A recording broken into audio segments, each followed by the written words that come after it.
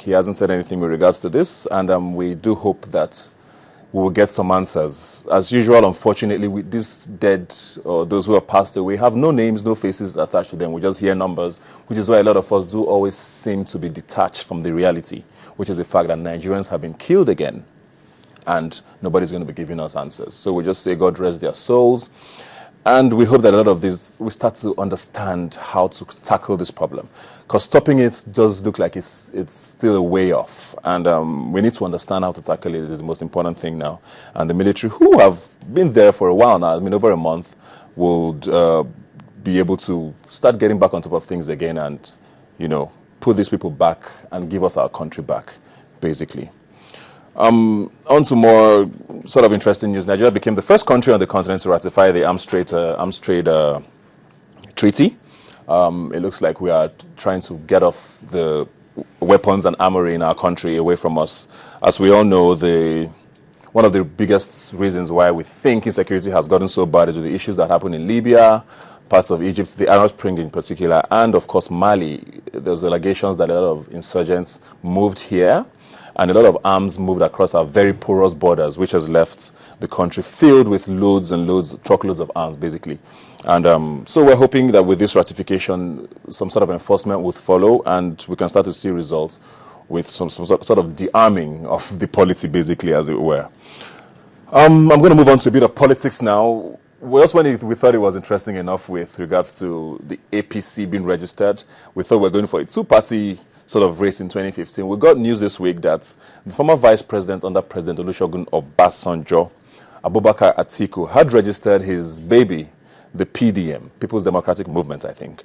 It was an arm that was a lot of Yaradua, the senior Yaradua, who was never president, who died in prison, formed that with a lot of his allies back then, and Abubakar Atiku kept it alive sort of under the PDP, and has eventually registered it as a full-blown political party.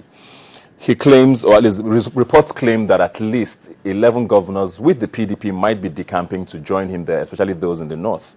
Names like the Niger State governor and the governor of Kano State and the governor of Adamawa State have been thrown out there. And it does leave 2015 very interesting, because, I mean, it did look like it was going to be a two-horse race, but with the APC and the PDP and the PDM coming on, it looks like predicting who would be in charge in 2015 would be very tough for a lot of us. We don't know that the former vice president is a political powerhouse. He's not someone you can necessarily push aside. I mean, his Oga at the time, the president, Obasanjo, got a bit of a taste of it when he was going to run for a second term, and we heard all the stories that came up with it then. So we'll be watching the new party closely to see how all of that shapes up. Speaking of parties and elections and campaigns, Mr. President has been very quiet about the fact that he will be running in 2015. He did say initially when he was going to run for his first term in 2011 that he wasn't sure he was going to take a second term. These days he avoids the question like a plague and says he has a term to finish. But on Wednesday or Tuesday, I think, Abuja was basically shut down. The First Lady, Dame Patience Jonathan, held a rally with women organizations, and they held a walk, I think, across major streets in Abuja, and I hear the traffic situation that resulted from that was almost unbearable. What was interesting from that was that when they got to their final destination, which was the Eagle Square, we did hear that a lot of these organizations campaigned openly for Mr. President, and it seemed like he was the launch of his campaign for 2015. Of course, the First Lady had nothing to say about that, and we do believe that silence in that regard is acceptance. So it looks like Mr. President's campaign is starting to heat up, and we know that with all of the activities going on with these new parties, it might be a good time to start looking at 2015 in particular. But before 2015, the Anambra elections will be holding, of course, like you know, in November, like the INEC has said. And one of the very interesting things that happened in the past couple of weeks was when the former flag bearer for the PDP in the governorship elections in Anambra State, former governor of the central bank as well, Chukwuma Soludo, did switch parties and join the All Progressives Grand Alliance, APGA. And he did say he wasn't interested in running for governor at the time, and he just wanted to join a party that he believed in. Interestingly, there was screenings held this last week, and he submitted his form and his certificate and paid his dues, but he was one of 6 candidates who were screened out. So Chukwuma Soludo will not be the candidate, at least we know, for APGA in the next elections, unless he decides to jump ship and join another party again.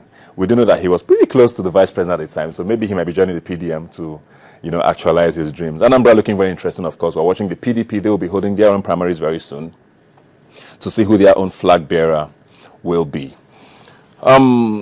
Moving on to some interesting news. Ogun State this past week gave us news that they were demolishing their secretariats in the state capital, Abeokuta, and they were going to be building an Abeokuta city center that's going to be 6 stories high and would be Africa's tallest building. It's a very ambitious project. I put that in there because I know that we hear a lot of these stories. I know we've had about 4 or 5 of those dreams of building Africa's tallest buildings, and none of them have actually materialized. The NITEL head office, I think, in Lagos at the Marina is the tallest building we have in the country today, and is the 4th on the continent. So it will be nice to see how the Ogun State governor plans to pull this off and maybe put his state on the map. I mean, he has contracted this out to Malaysian and Chinese companies. These are 2 countries that, of course, have a reputation with regards to skyscrapers and all of that. Some have argued that, that's not Ogun State's priority at this time. Poverty is a big deal, and those sort of funds would better be channeled to basic, infrastructure. But hey, the governor knows what he's looking for. And if that's going to bring tourism into the country, which of course, or into his states, which would eventually translate into funds for him, then why not go ahead and do it? Switching gears now to a bit of sports. On Wednesday, the Super Eagles were back in action. And we saw some of our favorite players back in the game. Victor Moses is done with his injury. He's back again. And Shola Amiobi, who decided to play for Nigeria, then dumped Nigeria during the Nations Cup and the Confederations Cup, and decided to come back again in the game against South Africa. Interestingly, we did come out victorious against South Africa, beat the Bafana 2-0. It was a good game. We are always excited to see the Super Eagles win, but most importantly, we won those competitive games to be won, which is, of course, the World Cup qualifiers, which will be coming up in September against Malawi, because you can't be African champions and not feature at the World Cup. And finally now, the World Athletics Championship will be ending today.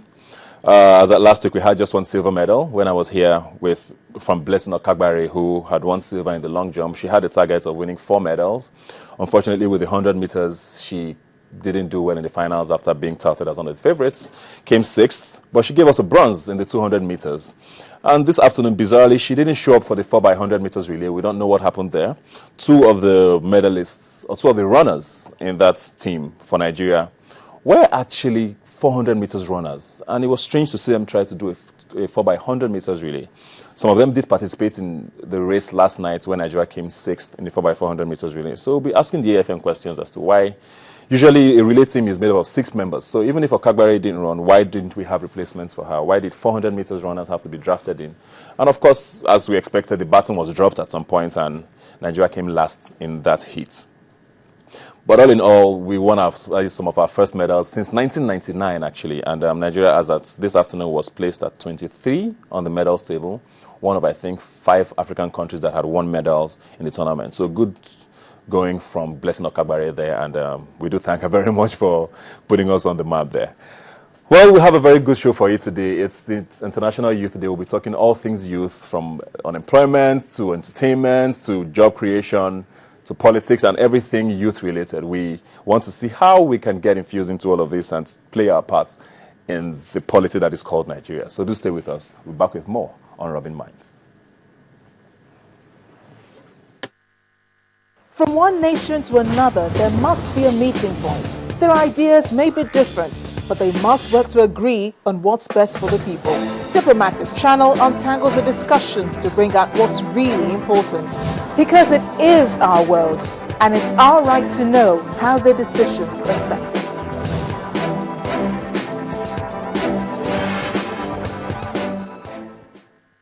Investigating, exposing, uncovering, reporting, hard-hitting interviews.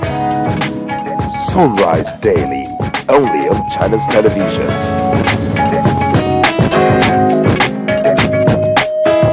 If you want to know what's trending or you miss your favorite live shows, you can watch it all on our YouTube channel. Simply log on to www.youtube.com/channelsweb. Scroll down to your favorite program and click play. You can also view all uploaded